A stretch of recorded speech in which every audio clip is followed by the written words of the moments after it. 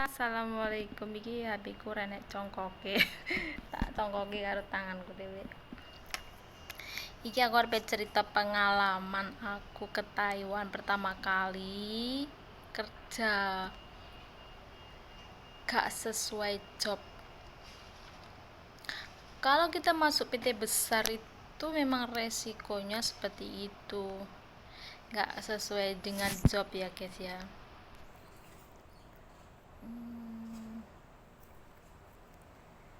Jobnya itu jaga anak 3, tapi sampai sana aku itu jobnya di pabrik potong bebek. Dan setelah pabrik potong bebek itu zaman dulu itu kerjanya itu zaman dulu itu ya tahun 2008 itu gajinya cuma 15.840 potongan 1 tahun. Tapi aku tuh nggak nerima gaji guys, aku tuh selama 6 bulan aku tuh nggak nerima gaji. Setelah 6 bulan berlalu aku tuh telepon pakai telepon kantor, telepon agent aku,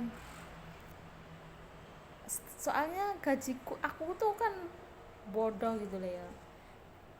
Pertama datang tuh ke Taiwan aku taruh di agent ya, aku tuh sama agent itu diajak ke bank tanda tangan. Aku kan nggak ngerti kan, aku bodoh kan karena aku baru datang lah. Aku tuh ternyata aku disuruh tanda tangan itu ternyata buka rekening.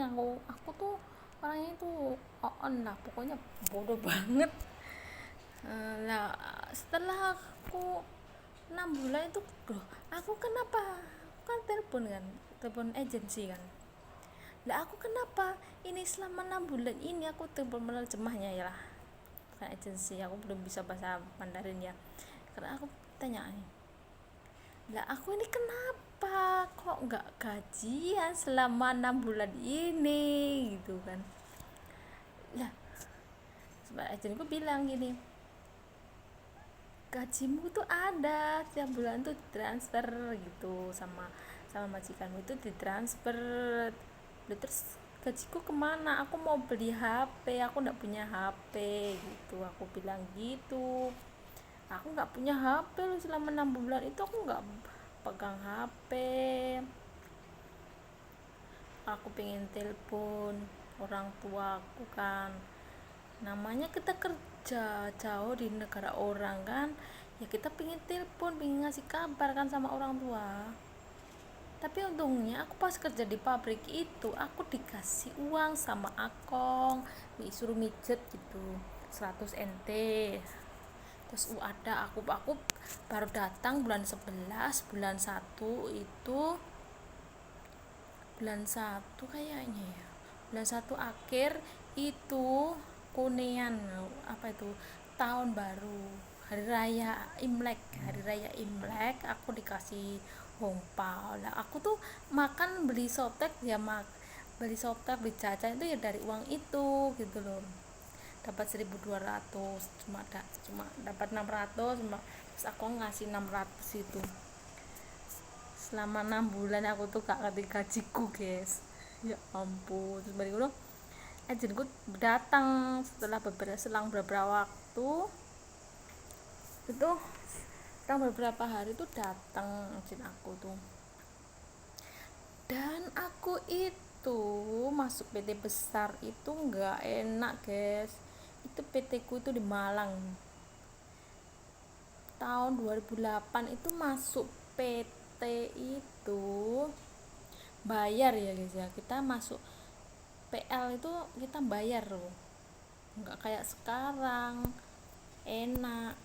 Kamu ngajukan, kamu punya biodata, punya akte, punya KTP, terus punya apa, ijazah itu, terus kamu daftar ke PT, udah bisa itu kamu dapat uang tuh udah, kamu nggak perlu pakai PL, pakai sponsor atau PL tuh. Kalau dulu tuh kita itu bayar masuk PT tuh, temen aku tuh 3 juta dan aku bayarnya itu cuma 1 juta. Tapi ya itu, zaman dulu itu nggak ada, banyak banget asuransi, suruh bayar asuransi segala, bayar asuransi. Terus aku tuh bayar 2 agensi, bayangin aku kerja selama 1 tahun tuh potong masih bayar agensi, terus aku masih bayar tabungan. Apa enggak bonyok lah aku dulu tuh kerjanya, gajinya. Terus aku tuh setelah itu aku tuh minta pindah, soalnya tuh aku kan kerjanya di pabrik ya, jaga anak. Terus aku ada job jaga pabrik gitu, di pabrik bebek itu tadi ya, di Yunlin sana.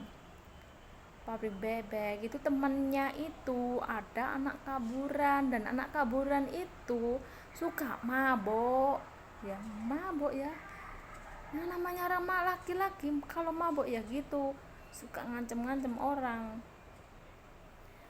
Jadi aku tuh minta pindah gitu loh, aku nggak mau kan berteman sama dia tuh mabok loh, mabok mau membunuh aku katanya. Jadi aku nggak mau.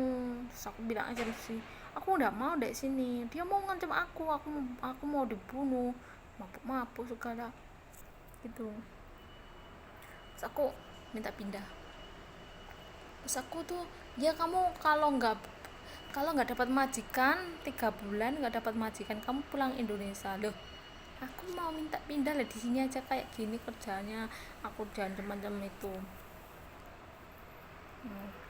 Mereka kerja di pabrik itu, kalau sama anak Indo itu ada anak-anak Indonya itu kaburan, ada 6 orang kaburan.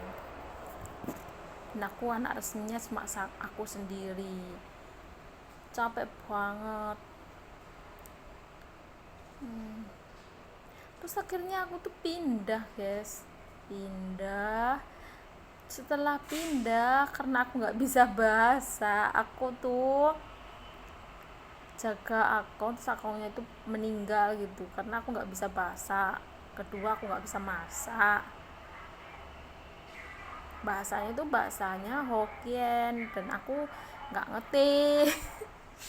Nggak tahu. Terus aku pindah di dekat rumahnya majikanku yang jaga akun itu, aku pindah lagi jaga ama. Selang beberapa bulan jaga ama aku juga stroke, masuk rumah sakit. Terus aku baliklah aku ke agensi kan, sama agensi. Terus di sana itu ada temenku satu PT itu, orang Banyuwangi, tapi dia itu enak loh, 42